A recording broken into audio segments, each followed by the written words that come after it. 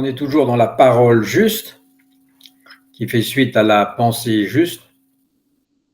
Et l'un des éléments de la parole juste, c'est la douceur. En tout cas, la non-dureté dans la façon de s'exprimer. On avait parlé du mensonge, de la médisance. Là, on parle de la tonalité. Dans la non-dureté, nous entrons dans un terrain subtil. Mais de toute façon, la voie du milieu est subtile. Car parler sans dureté ne signifie pas édulcorer la vérité. Ça ne signifie pas devenir complaisant ou fuir ou éviter les sujets difficiles. Cela signifie parler depuis la non-agressivité. Il faut d'abord établir la non-agressivité en soi pour que la parole soit juste. La dureté naît d'un problème d'ego, un ego qui se sent menacé, un moi qui veut gagner, qui veut corriger, qui reprend, qui redresse les autres.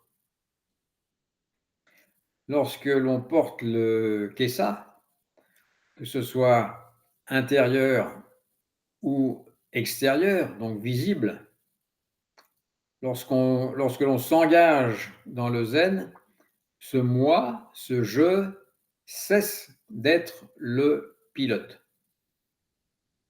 Il redevient un passager, en quelque sorte. Une parole dure est une parole pilotée par l'ego. C'est une expression de l'ego. S'il n'y a pas d'ego, rien ne justifie la dureté dans sa façon de parler. Une parole juste est une parole habitée par le dharma. Pourtant, dans la vie quotidienne, nous avons souvent tendance à vouloir corriger les autres, à leur montrer ce qui ne va pas, à insister sur une faute, à insister sur un défaut. On prétend que c'est pour aider, mais c'est plutôt pour s'affirmer, pour affirmer son ego. Celui qui n'a rien à défendre n'a pas besoin de dureté. Il peut parler fermement sans blesser. Ce sont deux choses différentes. Il peut parler nettement, mais sans être coupant. Parce que non-dureté n'est pas mollesse, c'est maîtrise, au contraire. Dans un dojo, le maître de sabre, par exemple, peut trancher le bambou d'un seul geste. Mais sa main n'est pas brutale, elle est calme. Un samouraï, pour reprendre cet exemple, peut avoir un rythme cardiaque à 65 dans la vie courante, et au milieu du combat, s'il est vraiment un grand samouraï, son rythme cardiaque ne bouge pas. Il est toujours à 65 et en réalité, il n'a même pas à dégainer son sabre. Il n'y a pas de colère ou de réaction dans son mouvement. Il s'adapte à la situation. Et la parole juste naît ainsi, nette mais douce, claire mais non blessante, sincère mais pas violente. Celui qui porte le kessa parle comme quand on marche dans un jardin au petit matin, avec respect pour la nature, avec respect pour la rosée et pour les fleurs qui s'épanouissent. Parce que dureté et peur sont en fait la même chose. Ce sont souvent deux sœurs. La parole dure est une cuirasse verbale. Elle dit: je ne veux pas être atteint, je me protège. Celui qui se sent fragile pique avant d'être piqué, ou pour ne pas être piqué.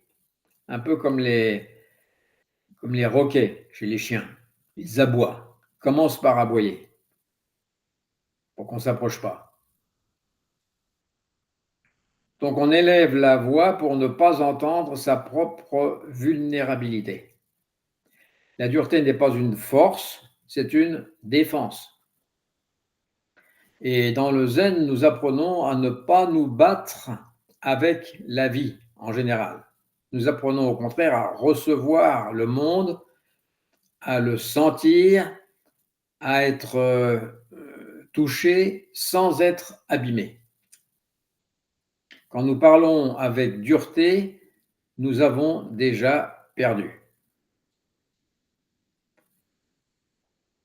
Quand le samouraï hésite, il a déjà perdu.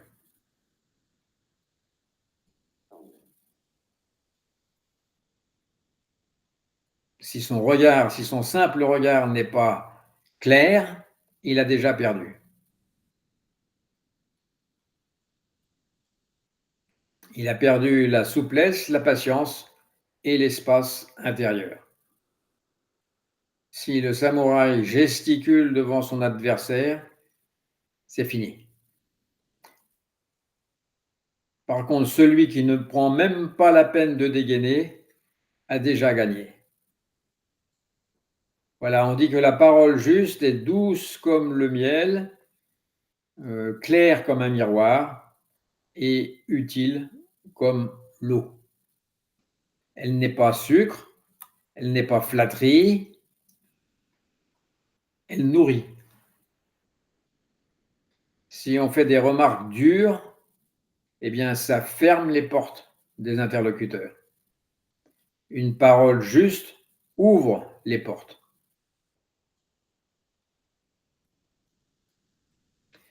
Voilà, alors on peut être persuadé de dire la vérité et d'avoir une certaine arrogance en disant moi je dis la vérité, mais dire la vérité n'est pas une licence pour blesser, pour faire mal. On peut dire la vérité avec une présence claire, sans agresser. Le Bouddha n'a jamais parlé avec dureté, même lorsqu'il corrigeait un disciple. Et c'est le cas des maîtres zen en général. Même lorsqu'il dénonçait une illusion.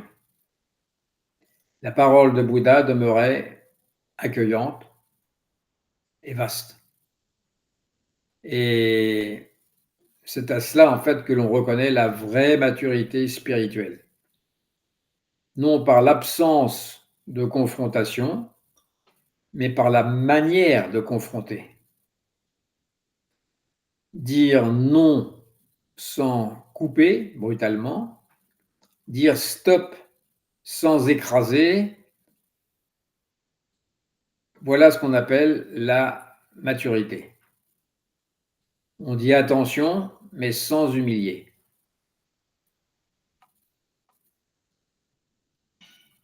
Alors on pourrait penser que la douceur, comme je disais tout à l'heure, est naïveté, alors que dans le zen, elle est puissance. La dureté réagit, la douceur répond. C'est pas pareil. La dureté attaque, mais la douceur voit avec un V majuscule. Souvent, une parole dure arrive trop vite, avant que l'esprit ne soit clair.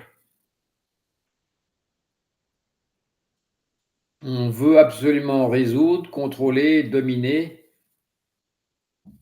Et mais en zazen, nous apprenons le rythme naturel, l'inspiration, l'expiration et le calme qui en résulte.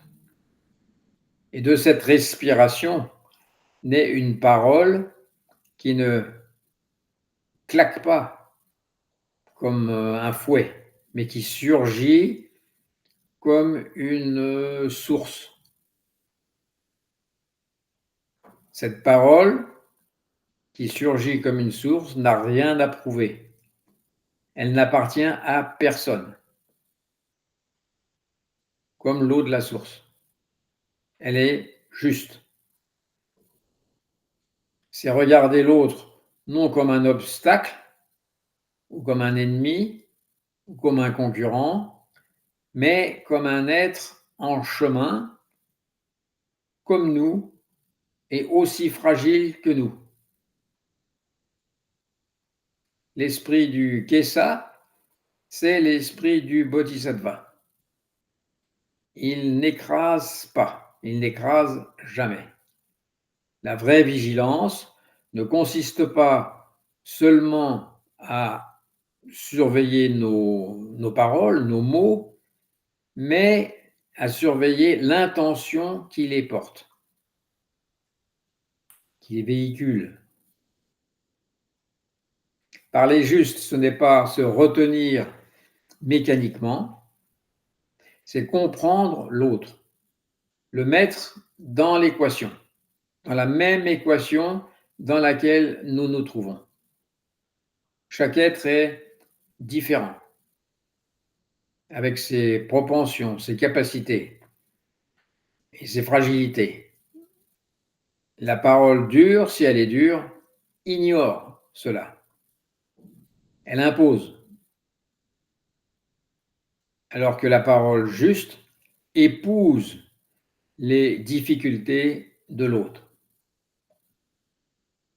C'est comme une main qui caresse une surface la nuit. Elle épouse l'aspérité. Donc si on parle, c'est pas pour,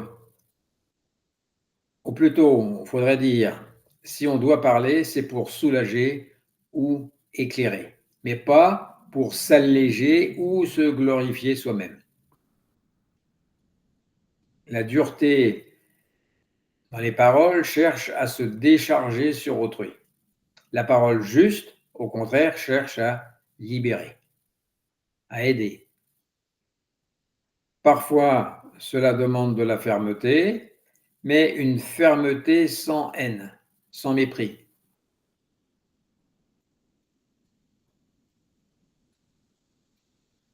Voilà, c'est ce discernement que nous devons cultiver, dont nous devons faire une habitude, dans la famille, au travail, dans la sangha ou dans la rue. On peut dire ça ne va pas sans violence. On peut dire j'ai été blessé sans accuser. La dureté rend le monde étroit. La non-dureté ouvre. Elle crée un espace où chacun peut respirer, évoluer et voir plus clair. Et surtout, elle donne à l'autre la dignité de pouvoir changer et pas la honte d'être jugé. Alors, comment pratiquer? Eh bien, en revenant toujours au souffle, en sentant ce qui se passe avant de parler. Est-ce que nos mots sont amers ou est-ce qu'ils sont compatissants ou nourrissants, utiles? Le silence du zazen nous enseigne que la parole n'est pas une obligation. Avant que les mots ne sortent, eh bien, on peut se poser les mêmes questions qu'hier. Est-ce que c'est juste? Est-ce que c'est utile? Est-ce que c'est apaisant? Et si l'un de ces critères manque, il vaut mieux préférer le silence. Parler sans dureté, c'est se souvenir que nous ne savons jamais vraiment ce que l'autre endure. Peut-être qu'il a eu une journée extrêmement difficile, peut-être qu'il a subi des coups psychologiques et peut-être que nous n'avons pas à être un coup supplémentaire, le coup de trop. Soyons plutôt la présence qui apaise, ou du moins, au minimum, qui ne blesse pas. Voilà, la parole juste n'est pas seulement un comportement, c'est une manière d'être au monde. De ce point de vue-là, ce n'est pas seulement un entraînement, c'est un nouvel état définitif. C'est une manière d'être au monde. Elle naît d'un esprit qui ne cherche pas à conquérir, mais à comprendre. Un esprit qui ne cherche pas à dominer, mais à éclairer. Et porter le Kessa, c'est devenir un lieu de refuge pour les mots comme pour les êtres. Se raser la tête, c'est encore aller plus loin. Zazen nous déshabille, nous dénude. Il enlève les cuirasses. Quand on a perdu ses cheveux, on n'a pas les mêmes cuirasses. Et de cette nudité peut naître une parole simple, claire, humble et forte en même temps. Une parole qui n'a rien à imposer et pourtant qui va tout transformer.